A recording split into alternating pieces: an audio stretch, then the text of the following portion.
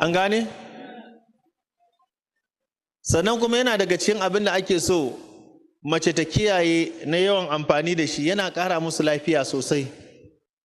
Idan mace tana da ciwon kafa ko tana da hawan jini, wannan maganin yana da kyau. Ko mace tana da ciwo a mara na sanyin mara, wannan yana da kyau. Aka ce a samo ganyen mangwaro guda 7,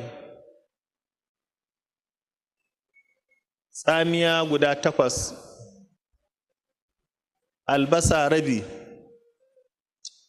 tafannuwa dunkule 1,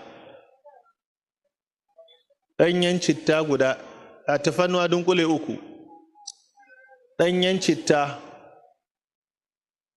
guda 3. Kun san kurkum, kun san turmeric, to ɗanyensa guda 6 bayan an kankare.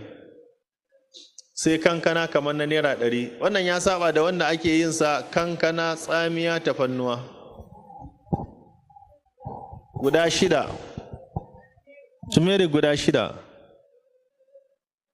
To wannan duk matan da take amfani da wannan, kuna ji na? Suka ce to duk wani ciwon sanyi na mara da yake damun mace, da ikon Allah, Allah zai bata lafiya. Duk wani ciwon sanyi na mara da yake damun mace, wanda kuke ce masa infection ko? Suka ce da ikon Allah, Allah zai bata lafiya.